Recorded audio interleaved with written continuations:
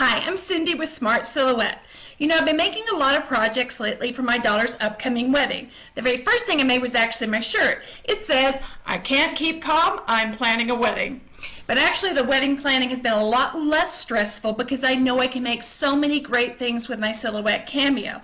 I can make them completely custom and I can save a lot of money by doing it myself.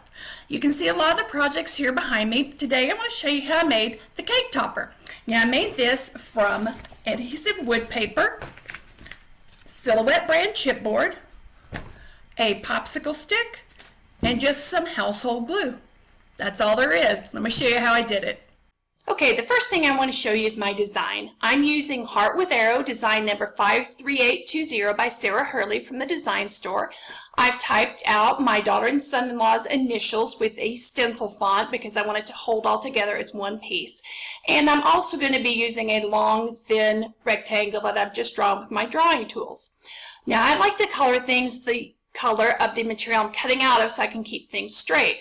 So this that's colored gray is what I'm going to cut out of the chipboard, and what's colored in the tan color is what I'm going to cut out of the adhesive back wood paper. I'm going to move that off to the side now because I'm only going to cut my chipboard piece right now. I've already cut one, so I'm just going to show you how I'm going to cut the other. I'm going to go over to my cut settings window and make sure that I have chipboard selected. Then I'm going to go down and make sure all my settings are right. I need to make sure and choose auto blade. I like to also have my line segment overcut on, and then I send to Silhouette. Okay, so you can see that I've already got my chipboard loaded onto my mat and I'm ready to load it into the machine. I'm going to put my mat up against the white rollers, use the blue line as my guideline, and hit the load button. Now, because this is the Cameo 3, I do not need to choose load mat or load media, and the blade will actually adjust for me. So now I'm going to jump over to my software, and I'm actually going to send this to the machine to cut.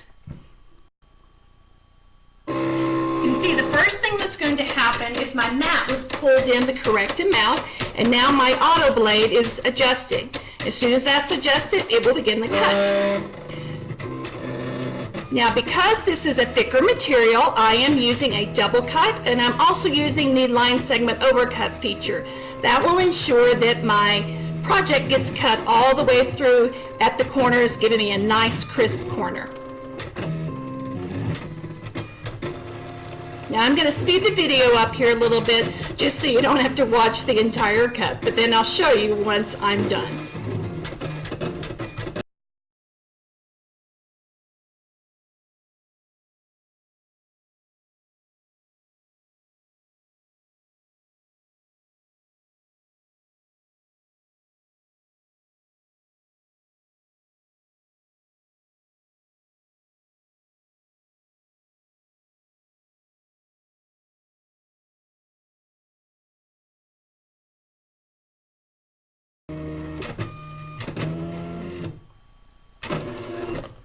Okay, so now the job is done, and my screen is going to tell me how long it took to do the job. So that's a really helpful feature of the new Cameo 3.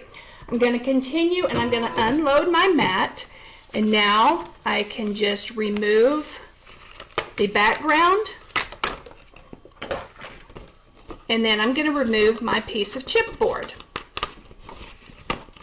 Any pieces that don't stick to the mat, I can then just punch out. Okay, so there's one of my pieces.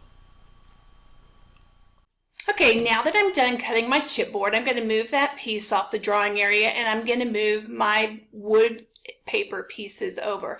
And I'm going to take this for a moment and ungroup it because I want to show you that I want the heart and the stick to cut as one. So what I'm going to do is weld those two pieces together. Then I'm going to group everything just so I hold it together. Now, I want to make two copies of the wood paper pieces. One is going to be normal. I'm going to make a copy here, and the other I am going to flip horizontally. That's going to mirror it so that I can put that on the back of my cake topper. So I'm going to spin that 180 degrees, fit these both on. Now, one thing I want to show you, this is why I wanted to show you how I cut this, is I'm going to cut this actually without the mat.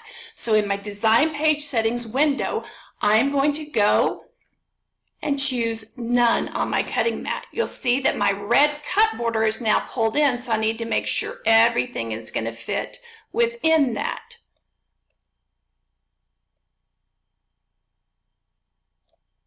Then I'm ready to cut.